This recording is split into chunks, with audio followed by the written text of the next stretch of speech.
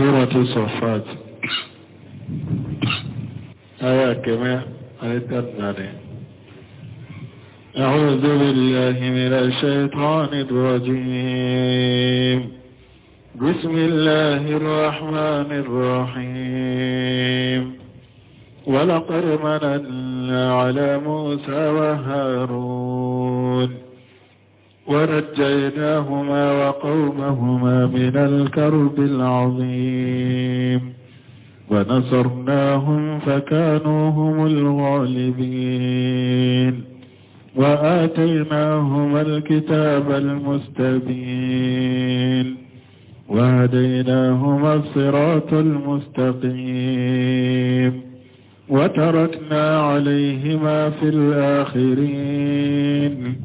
سلام على موسى وهارون إنا كذلك نجزي المحسنين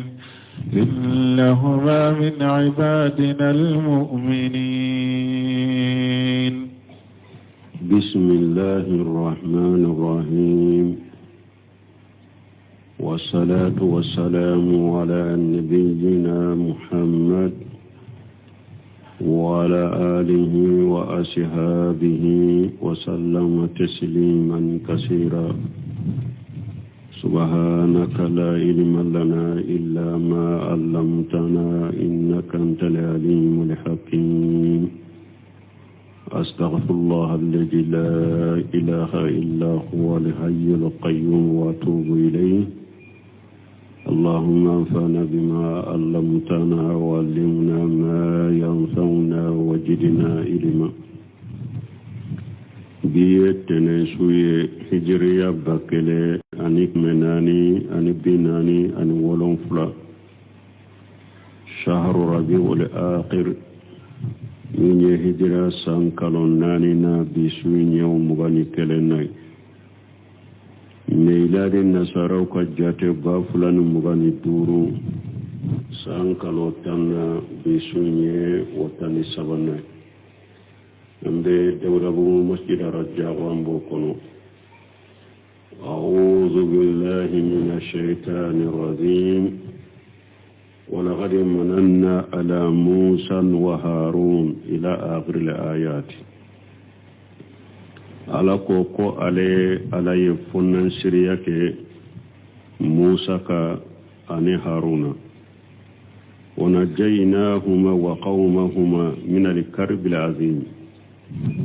وعلي موسى هارون كشي ونوكا مغو ayo fula kisinu ka mo kabo geleya min kabo wa nasarnahum ko alaye musa na kamo ayo deme fa kanu humul qalibin ulude kera she sorobagaye bari salankauka kera she sorobagaye firawna na ka jamaka wa atainahum alkitab almustabina ko alaye kitabu diw fulama kitabu min be bangelike wa hadaynahuma siratan mustaqima ko ayu fula kanda kata sirama fana siramin tilelendo minye Musa ni Haruna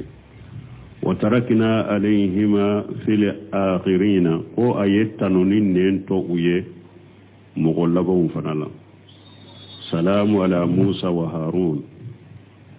kishibe Musa ka ani Haruna innaka jalika nizil muhsinin ne alabe mo nyuma be sarani jogodela innahuma min ibadina almu'minin. Musa ni Haruna ubenne alaka jo mu'minu dela gun kasiru ko yezkuru ta'ala ma ani ama bihi ala Musa wa Haruna min an-nabuwati ونجاة ممن آمن معه من قهر فرعون وقومه. ko ala bafo ala min korota lendo ayennema min ke Musa ka ani Haruna min yen nabi nyumaya ayo ke uye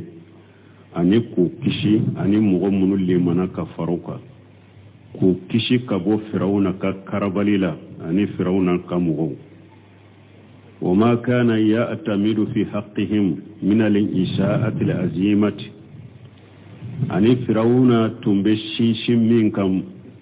musa ne aka mɔgɔw ka hakɛla min ye n'a bɛ kojugubaw ta k'u sɛgɛrɛ min qatil abunai wa istihyai nisai n'a tun bɛ u denkɛw faga a b'u denmuso bila wa istimalihim fi aqashi al ashiyai a tun b'u baara ɲɔgɔnya baara majiginɛw na ni baara jugu baara cɛjugu ni baara gɛlɛnw a tun bɛ musa n'a ka mɔgɔw baara ɲɔgɔnyaw de la k'u bila o baaraw de la summa bada haja kullihi mais nin bɛ kɔfɛ nasarahum alayhim ala ye musa a ye musa n'a ka mɔgɔw dɛmɛ firawuna n'a ka mɔgɔw kan wa kharra ayunahum a y'u ɲɛ suma wa kharra ayunahum minhum faghalabuhum a y'u ɲɛ suma firawuna n'a ka mɔgɔw la u sera firawuna n'a ka mɔgɔw ma wa akhaju aradahum wa amwalahum u ye firawuna n'a ka mɔgɔw y'u ka dugukolow minɛ k'u ka nafolow minɛ wa ma kanu jama'uhu tula hayatihim anu ka ɲɛnamaya in bɛɛ kɔnɔ u ye fɛn o fɛn fara ɲɔgɔn kan musa n'a ka mɔgɔw y'a bɛɛ minɛ ثم أنزل الله عز وجل على موسى الكتاب العظيم الواضح الجلي المستبين وهو التوراة وكفى على مسمى كبا قرطة لأنه يجيك لك موسى كتاب با ويجيك موسى كتاب ni ajelendo bangelendo ajelendo abe bangelike o kitabu jumai tawreta kama qala taala ومن على يقو أفو آية ورلا من قرطالنو ولقد أتينا موسى وهارون الفرقان والضياء على قولي الديلك موسى ما أني هارون أي كتاب ديما كتاب من بتشيان نغلون فرق بنيونا والضياء أني كتاب من يلي نا أجلندو وقال ها هنا نيرو لا يالكو واتيناهما الكتاب المستبين ko alaye dili ke musa ni haruna ma ye kitabu duma kitabu mi na be bangelike wa hadaynahuma siratal mustaqima ay fil aqwali wal afwal ayu fulakanda kata siratirele mafana kuma kota wala ani baraketa wala wa tarakna alayhima fil akhirin أي أبغينا لهما من بعدهما ذكرا جميلا وصناء حسنا أي تولك موسى هارون يا تو وكف ويفنا من يقسم نيوما نوغو كفوني نيوما ويه أن نوغو تنو نيوما ويه ثم فسره بقوله تعالى وكف ناكو أي تنوني كموسى هارون يا تو ويه وكف nugu kofo ni koche nyumaw ye ani nugu stanu ni nyumaw ye ala yere nano tawsiranye salamu ala Musa wa Harun ako kisibe Musa ka ani Haruna innaka jalika nizil muhsinin ne ala be mo nyumam be sarani cogode la komi nyen nunu sara cogomi nunu kera mo nyumaw ye utumbe geleya munun na ni ne ala ye geleya nunu wole ka bo uka ka sheduma firawuna na ka jamaka aw mo nyuman benne ala boy akenin cogodela mo ni ala chenye ini iyeni hadama dawun chenye danfe un chenye jagu munun buy ka geleya munun buy ka ala be geleya nunun wuli ka bo ika ala be shekiye ika juguka innahuma min ibadina almu'minina musa ni haruna ubenne ala ka jom mu'minu dela وإن إلياس لمن المرسلين إذ قال لقومه ألا تتقون أتدعون بعلا وتذرون أحسن الخالقين الله ربكم ورب آبائكم الأولين فكذبوه فإنهم لمحضرون إلا عباد الله المخلصين وتركنا عليه في الآخرين سلام على الياسين إنا كذلك نجزي المحسنين إنه من عبادنا المؤمنين وإن إلياس لمن المرسلين ألقوا إلياس بتشيدون دلو إذ قال لقومه ألا تتقون تمامي أقوى كم غوما أو تسرى على أكنا في مربطو كفر على كوا أتدعون بالا أو بولي دي ولي بولي أو بودي بطو أو بودي ولي وتزارون أحسن الخالقين أبي ذلك لو نيوما بطو توي منيا علي ذلك لو نيوما أو بودي بطو توي كبولي بطو الله ربكم ورب آبائكم الأولين على دي أو تيجي أني أوفى فلو منون تمنا وبتيجي أو نقولو بتيجي على دي فكجابوه ويا إلياسا ويا قالون تيجي فإنهم لمهدرون أو على قولوا بها درجة جابما دي ويو كتشيدين قالون تيجي mais ube hadari la jaba ma yomul tamado be la jaba jannaba kunu illa ibadallahi almuqlasin fo alaka jon kala sire munu sorluda istisna'u munqati alaka jon kala sire munu bula uru konite hadari la jaba ma wa tarakna alayhi fil akhirina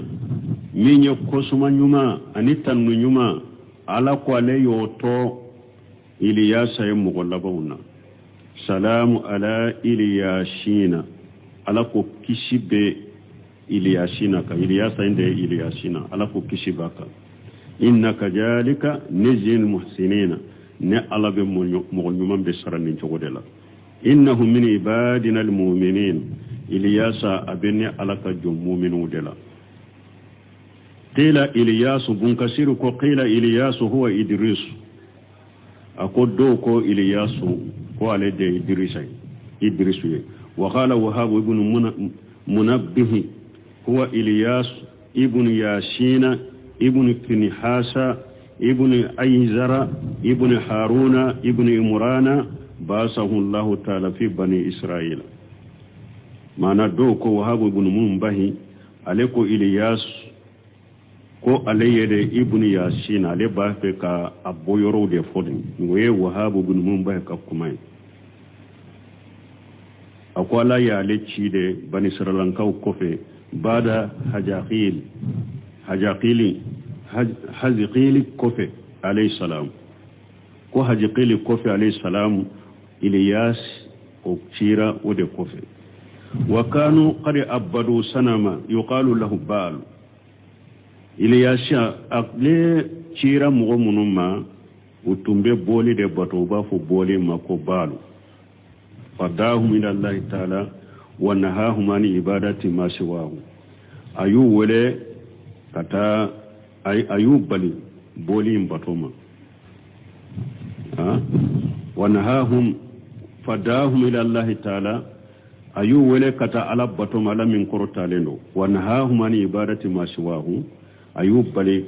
كبو على تنا بطوما وكان قد آمن به ملكهم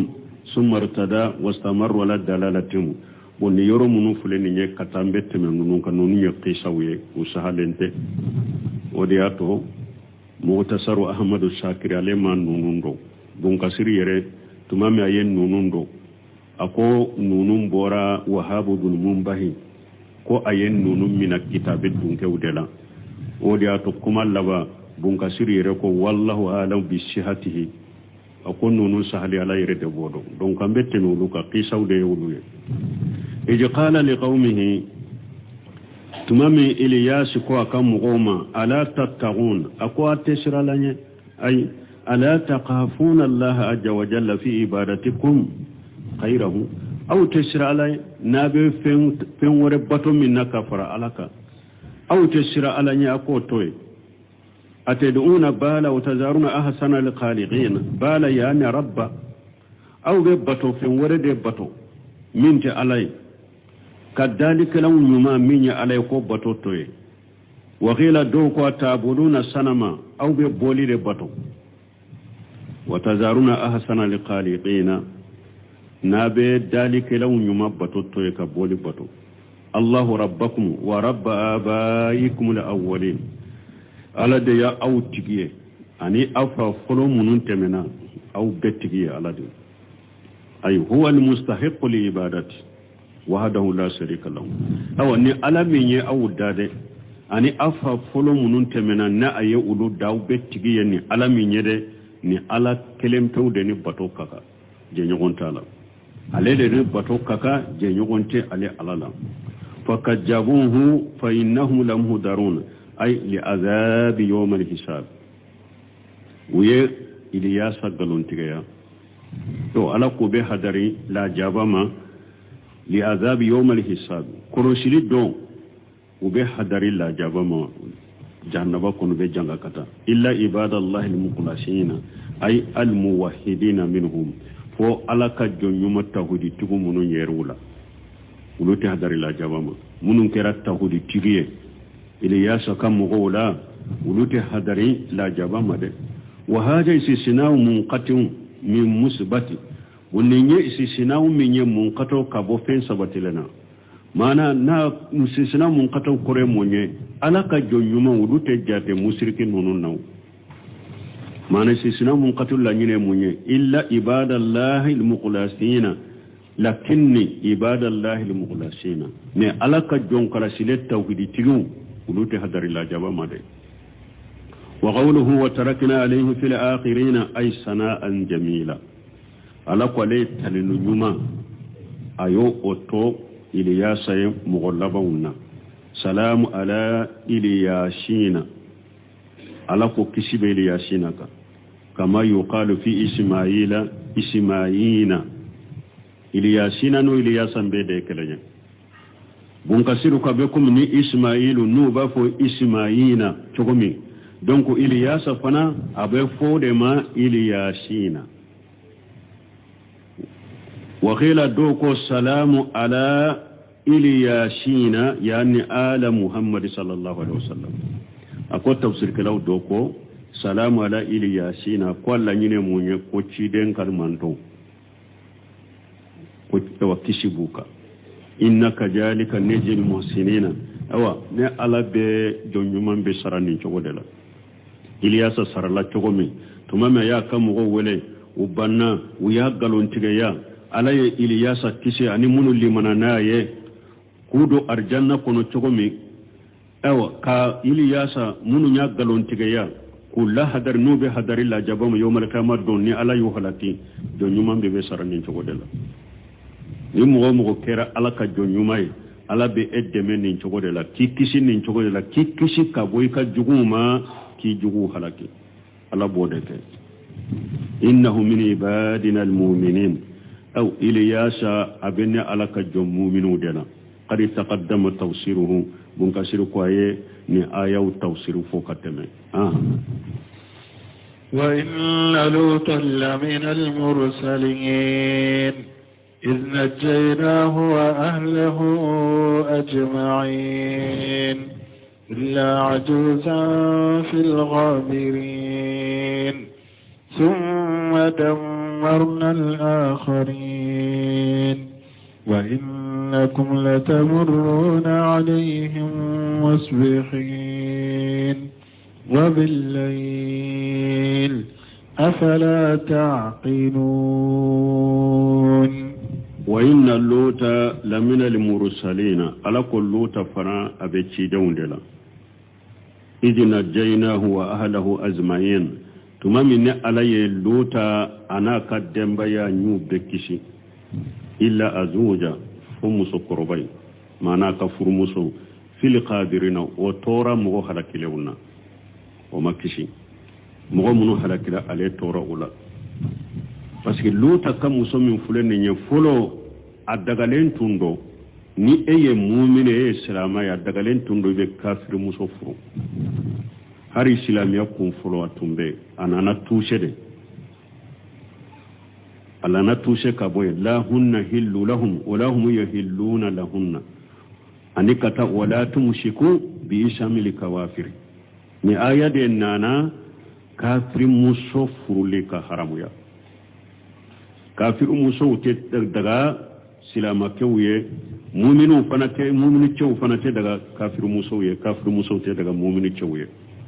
anana touché de sino hari cirem e kun fodo adaga len tundo e ye mu'mini e ka furmuso be sika ke kafiri anana touché ka boyede donc lutu aka musu kafiri de tundo ayem lutu aya jamfare jamfa in koro ye munya ya jamfa aqidala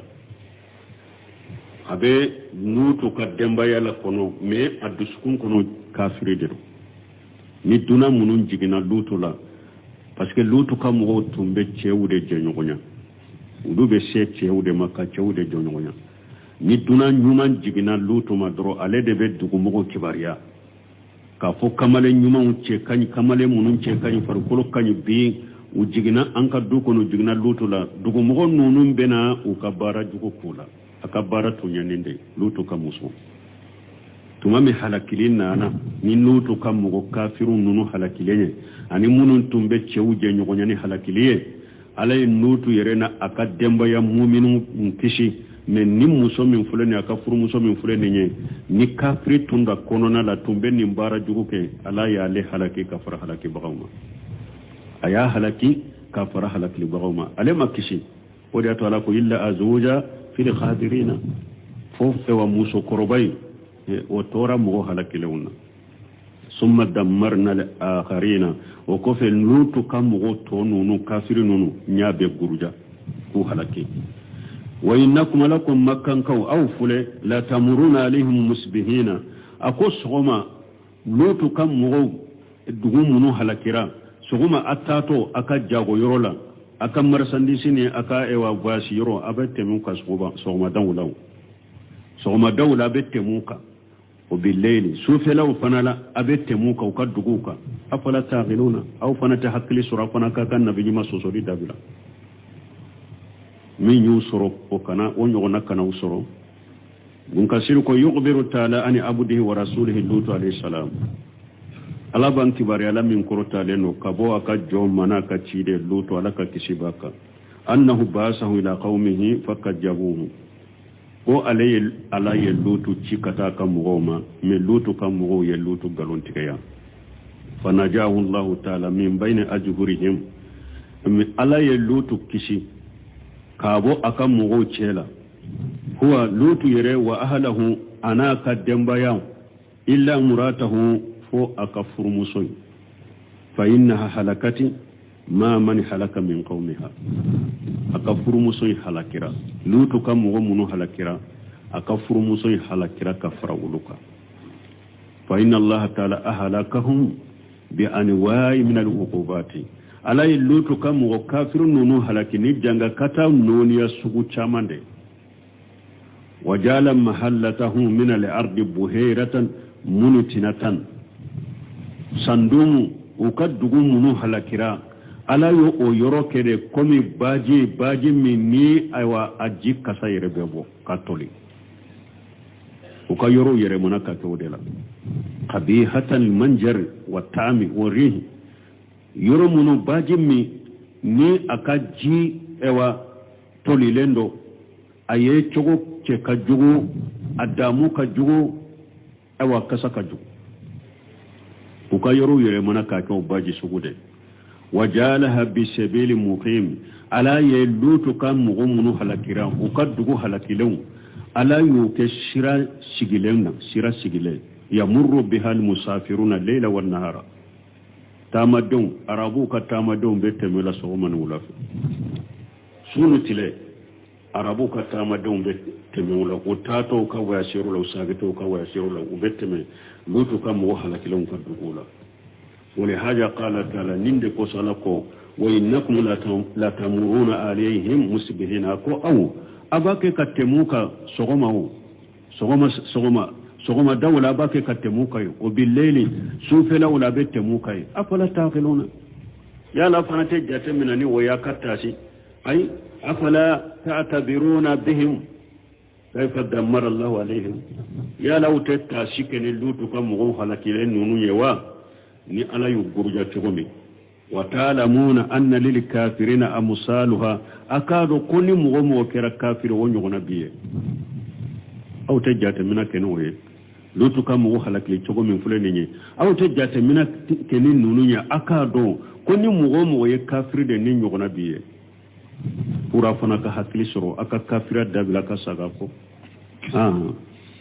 وإن يونس لمن المرسلين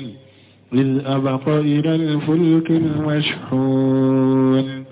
فساهم فكان من المدحضين فالتقمه الحوت وهو مليم فلولا أنه كان من المسبحين للبث في بطنه إلى يوم يبعثون فنبذناه بالعراء وهو سقيم وأنبتنا عليه شجرة من يقطين وأرسلناه إلى 100,000 أو يزيدون فآمنوا فمتعناهم إلى حين وإن يونس لمن المرسلين يونس فنا أبي تشيدون دلا ألاك تشيدون دلا إذ أبقى إلى الفلك المسهون تمام يبولي لكتا بطوم فالنو يونس يا كم هو ولكتا ألاما وماسو ويا غالون تريا wo ala ko aka fuye ko janga kata bena jigu uka wo me yunus akorotora abora mugo chela kasoro ala ma nyamare aka bu chela adaga atalia na bajila bato adonna baton kono ala ma jenda male bora adonna baton kono adonna bato min kono bato in fana doni giriyara mogo chayara bato in kono bato ba fe kato jila bato kono mogo ya laje jama de chayara bato ma sisa anna dogo jama la ugambe na to jila dobe bo jama la chogodi ya la ubese ka jommina karasa amba u filiji kono puranto ka kiso ubese ka kewa o fembe bo jamala chogomi ko anka kalatige ni kala benna mugo hakke munuma ambe ulu filiji kono puranto katisi uye kalatige o yu kala benna mugo munuma puru ka filiji kono yunusu yera ulula ala fule kono odefo ako yunus abe ala ka cida undela tumami abolila kata bato min falelo fasahama adonne bato yin kono uye kalatige fakana min almudhadina kala ewa binna mugo mununka yunusu kera urudela kala benna mugo munuma ko ka filiji kono yunusu kera ulula do tawsirikala u bon kasiri bena fo kala intigira fosi ya sabanu yo parce que bato mogo fana be yunusu do kala utigira kala benna mogo muna yeru kono uko nin kono ante se kan nin filijila anga sagaka usagera ka kala benama uko an koni te se kan nin filijila anga sagaka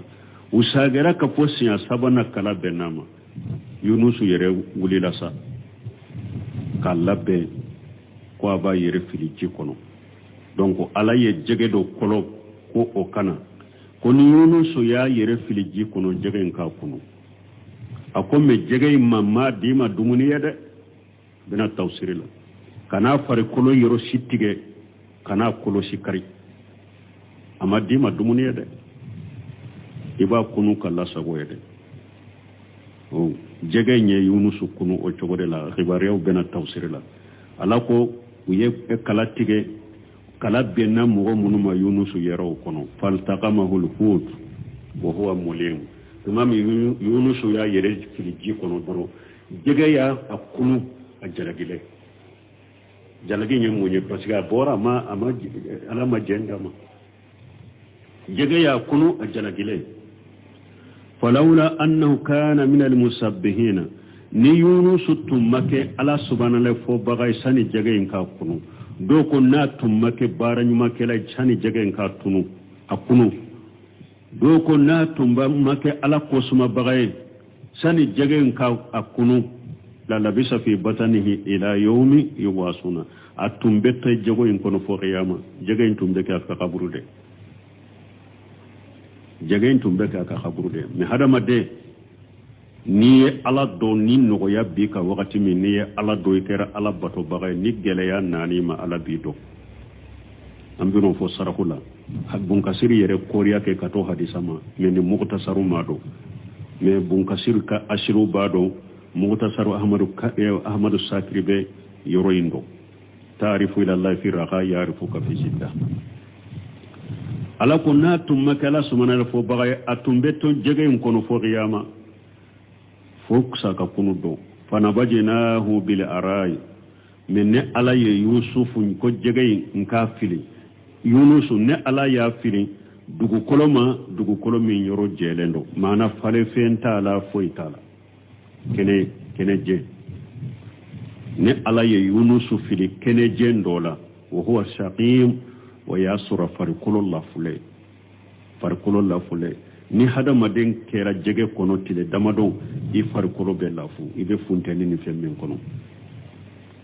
afilila ewa kene jendola dugu kolo kene jendola farikolo lafule wa ambatna alayhi sajarata min yaqtin je yiri ne ala yo fale yunusuka yaqtin ye jede je yiri de falila yunusuka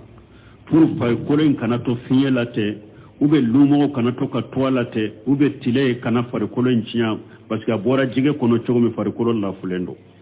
abe komi kono deni ni ewa baya fanshi kono deni fare kolo be chogo mi tile kana atoro ani fiye ni lumo je boraka parce que je yiri fule suma bala don ke ba fo chogo mi fana lumo te toila wode bora yunusuka warasarinahu ila 100,000 aw yajiduna ala ko alaye nin kofe alaye yunusu cikata mugo ba keme aya cikatuma aw yajiduna bal yajidun kacha wayere nin kofe nya ci mugo ba keme kacha wayere fa amanu o mugo ba keme belli man yara famatanahum ila hin ni ala yuladamu kata ukasaya wakatima bunkasiriko قد تقدمت قصة يونس عليه السلام في سورة الأنبياء أقول يونس كقصة فورا كتمة سورة الأنبياء كنو وفي صحيحين أنا كتاب سهل فلان بوارن مسلم أن الرسول الله صلى الله عليه وسلم قد سبوا لك تشيد ملك ترونا كسبك أنه قال كتشيدنكو ما ينبغي لعبد أن يقول أنا خير من يونس ابن متى kiran ko amman ka jonshiye ika fo ko e kausa yunus bun matai o man ka jonshiye ko fo ka fo ika kausa yunus bun mata amman ka jonshiye iko fo wa nasabahu ila ummihi kidanye yunus dambe kata barema ko matai nye bainde o fi riwayati qila ila abihi doko ayi aya dambe kata fadema fainde toy matta wa qawlu ta'ala mana ciden yayira nin ko minye yunus soro ni ala yere ko jalagile mo do be se kata ayere majamu ka yere tanu ka fo yunus ye min ke hadne to nyogona ke ki yere fasamantaka ciden ko mo kano kade amman ka jonsiye ki yere fasamanta yunus bum mataka wa qawlu ta'ala ni ala ko ij abkha ila al-fulk al-masihun huwa al-muwaqqar baton min be ji cikata na be ji cikata a ce cikata ay al-mamlu'un bil amtiati baton min be ji ce cikata na falendo minana a falendo minala مسهول يودي أفعال من الله فساهم أي قراء ويد كالاتي ساهم كوري كالاتي دي فكان من المجاهدين المغلوبين مانا كلا ترب منك يونس كيرا أولودلا وذلك وفل أن سفينة تألبت بها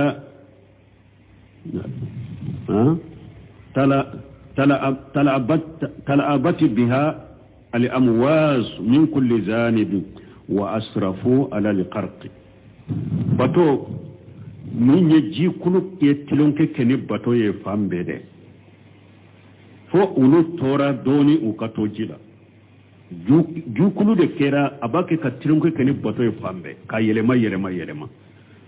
fo a tora doni de wulu kato jila tellement que bato fara mina la jamala fasaham uye kalatike ala man taghaw alayhi alqur'atu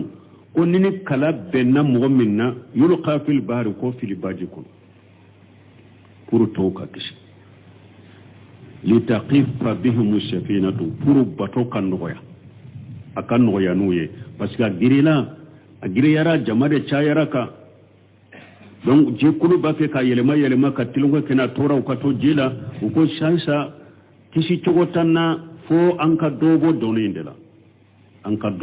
indela mogo dela kala tigera odela uko ni kala imbenna mogo munuma anna ulu fili dona bo doni da batona fegaya fa waqa'at alqur'atu ala nabiyillahi yunus alayhi salam salasa marrat kala tera atarabbe ala kan nabiyuma yunusuma ala ka kishibaka sinya saba wa hum yadinuna bihi an yulqa min bainihim ulu kana bake ka bagilu yani yunusu ye utafe ka yunusu fili kabu chela kafili batila jama fana sunnen toma ulu kana bake ka bagilu yani yunusu ye utafe yunusu ka fili kabu chela kala benna masinya saba فتجرد من ثيابه ليلقي نفسه أو يونس فنا أيريا كفنو بوير لا بورا كاير فيلي سيا سبا أبنا إلما نون تافه كيفلي أو عليه ولا كفنو بوير لا كابا يرفلي وهم يابون عليه ذلك أنا تابع مغوبك كبا يونس برو وير لا ولا كنا يرفلي أيا كفنو بوير لا بورا كاير فيلي نون مسو كفلي ayire wuli ka ka finu boyira ko aba yire filu uma so fanama ubanna abulu ofanala wa amara Allah ta'ala huta min al-bahr al-aqdar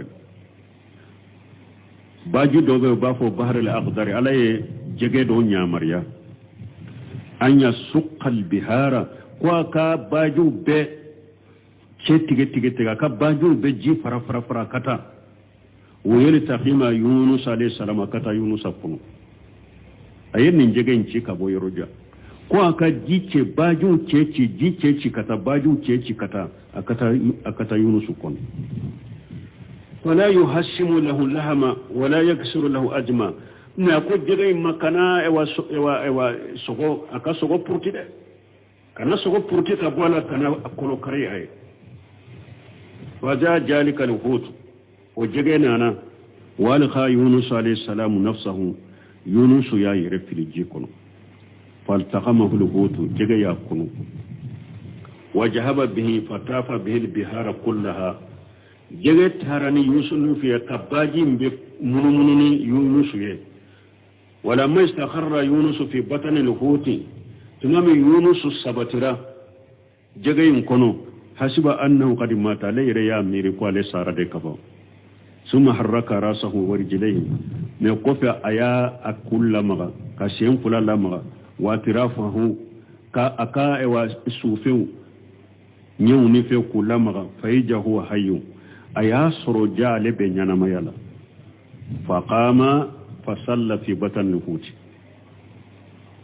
كو اوللا اصلي رجغين كنو وقوله تعالى نعلك فلولا انه كان من المسبحين لا لبس في بطنه لا يوم يبعثون قيل لولا ما تقدم له من العمل في الرخاء دوكو ني يونس تمك بارا نيما كلاي نغيا وغتلا أتنبت جيكونا وقال عدد من العلماء يعني المصلين دونك باو دو جاتو دو كنا تمك صلي بغي سني جيكون كاكونو وصرح بعضهم دو يا فوق جيا بأنه كان من المصلين كو يونس تنكر مصلي بغي سني جيكون كاكونو أتنكر صلي بغي وغير المراد فلولا أنه كان من المسبحين هو قوله عز وجل doko ni ala ko na tumma kala ka subhanahu fo bagaye ko alla nyini e jumay ko ala ka kuma masamin kabba korta leno ni ala ko fanada fi julumati alla ilaha illa anta subhanaka inni kuntu minaz zalimin fasajabna lahu wa najaynahu min al-qammi wa kadhalika nunjil mu'minin ko ala kambe subhanahu fo mina kambe nindema ayen ninde fo jege kono ko la nyini ninde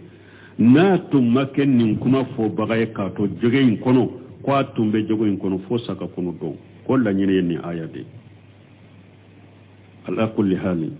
donc bun kasiri be fennati na ko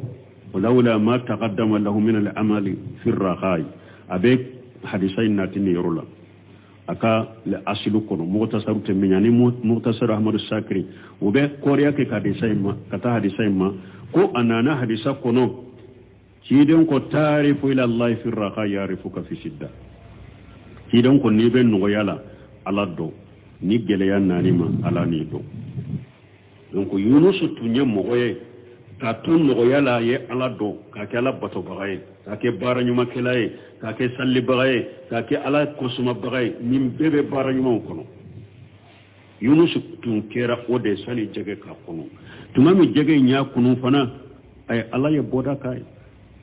ala fana ya do ay ala do no yala tumami gele ya fana nana le fana ma ala ya do ka bo jege kono wada tala ko fana bajinahu ay alqaynahu anya fili bil arai hiya al ardu allati laysa biha nabat wala bina al arrai yamunye dugu kolo mi falen fentala kogo tala kenenje dugu kolo kenenje nya fili wa huwa shaqim ay jaifu li badan o yasru farikolo la fule anya fili dugu kolo kenenje ka afan kolo na fule wa ambatna alayhi sajaratan min yaqtin min yajiri anyo falaka al yaqtin huwa al qaru de jeyinde togoy ko qaru yaqtin yo ode wa zakara ba'dahu fil qarn fawaida minha minye ewa don ye nafaw do fo jela je uye nafaw do fo jela anafa do ye munye sur'atu nabatihi wa tajlilu je fule afaleli kanugo ani fana suma bala wa warqihi wa tajlilu warqihi likibarihi wa nu'umatihi ewa aka ewa bul ewa je ka bulun abe sumake fenna pasika kabbo anemaleno akabbo anemaleno je ewa bulun akabbo anemaleno abe sumake fenna wa annahu la yaghrubuha zubabu ko je kan nafa doye munye ko lumo te gerala je ko lumo te gerala wa jawdatu taqjiyati samarhi ko aka iri dem fana abalo ayri dem fanana akanye je koni wa annahu yukalu ni a wa matbuha bil lubhi wa khishri aida ko je fule je ibe sheka do har ni ma tobi akene be sheka do bo atobi lem fana be sheka do e ibe sheka de je fana ibe sheka aduna farabe akafenna farabe be sheka bedu je koni wa qad sabata anna rasulullah sallallahu alaihi wasallam kana yuhibbu dubba asabatira ko ciden tumbe je ko ciden tumba kan wa yatatabbahu min hawashi sahafati asabatira da salin kuna risambe bukhari muslim kono ko ni je wa ciden shigira dumuni minala dumuni ni je baka ci jebe yoromi dumuni yoromi cire ba buru sama katama de na ba ta kaddu dumuni minan koni ni je bala ciden ba ka bolo sama dumuni minan be wa jebe dumuni minan yoro ciden ba bolo sama no fe ni je tun kadai abadu وين فايدة وفو جيلا وقوله تعالى نالك ورسلناه إلى 100,000 أو يجيدون ألاكو قال يونس أتشيكتا مغبا كميما أكتشا نويري قيل إنما كانت رسالة يونس عليه السلام بعدما نبجه الهوت دوكو ko yunus ka cidenya kera de tumami jege ya fili wakati mi ala ya ci wa qila ursila ilayhim qabla an yaltaqimahu alhut doko ay ko ala ye yunus jikata ni mo ba ke mi masani jege ka kunude mana ni mo ba ke mi ni ala ko ala ye yunus chuma dobe ba ke me ka yero ka cadda ba ke me yere doko akera jege kelen ko fe kafire ala ya chuma doko ay ala ya chinu mo ba ke mema sani jegen ka kunude qultu bun kasiru qaleko wala mania an yakuna alladhina ursila ilayhim awwala umira bil audi ilayhim ba'da khurujihim min al-hut bun kasiru qaleko balilite abeshika ke yunus achira munu masani jege ka kunu abolen ko fe jege fana kono asagira ka chi kata ulude matumune ako bali fente min bo bali fasaddaquhu kulluhum wa amanu bihi tumami abolen ko fe jege kono na achira uma ubeya ubelli munanai belli munani yunus ya cinya tigiya kalli munanai wa hakal baghawiya afro annahu ursila ila ummati ukhra ba'da khurujihi min al-hut baghawi ko alayya amma fula ko yunus a cira kata manton wore wude ma a bolen ko fe jege kono ana cira manton fule mun sana ka do jege ka kono a cira kata manton munuma ani a bolen ko fe jege kono a cira kata manton mun ko kelewunte ko baga wiyo ma fula ko a bolen ko jege kono a cira kata manton wore wude ma kanu 100,000 aw yajiduna kulu tunye mogo ba keme ube ukachanoye wa qawlu ta'ala ni alako aw yajiduna bal yajidun aw yajiduna koremunye bal yajiduna ukachanoyere o nin tafsiri chogo bal yajiduna benna fajmandima bo ni eye awun ke shikaye yala ala be shika fenaba ale de be fembe do ba keme ube kacha ba keme ni yo afoni nchola ama kumi ate kumi shikana nawa ala be pembe do ala be shika fenna ala be pembe kalama donc oda to tawsiri kala umye aw yajiduna yake bal yajiduna ukacha ba keme yere kuro awun kana ke shika la te shika fenna ala de be pembe do ukacha ba keme yere fa amanu uliman yara ay فآمن هؤلاء القوم الذين أرسل إليهم يونس عليه السلام جميعهم من مغمون يونس تيرو ما باك من كتشانو يره وبلي من يرى يونس وبلي من يرى وصلنا فمتانهم إلى هنا أي إلى وقت أجلهم ne ala yudamu atawka lajalinu kafatul waqtima ka qawlihi jallati ajamatuhum min bekum ala kakuma masammin kabwa bonya kabo فلولا كانت خرية آمنت فنفاها إيمانها على قدكم غسيتي جنga katanna waqatuma nu liman yara nu kalli man ya yunafa illa qawma yunusa fonu yunusa kamugo yado yunusa nyafo an ko tumama ya kamugo wele umaso ala ko ka fuye ukashigi tile saba janga katabu sore yunusu yo fo mo nonu ye yunusu yere boru chela ala majenda a boru chula kata kado bato inkono fo aleta kera jege ya kono de nin fora munu fana ko tile sabala ko janga kata benawuma yunusu boru chela nunu fana tumamu ye tamanse wuye la jabalini janga kata ya tamanse wuye ubeli maniara ulu maniale ala janga kata korka kabuka ala ko make mo siye ni yunusu ka mo ke sino jamakulu manton temena ni ala ko kan nabi nyuma ka fawye ko la jaba be jigauka bo har na yella jaba ta man shawye na tubira la ta ka tubumina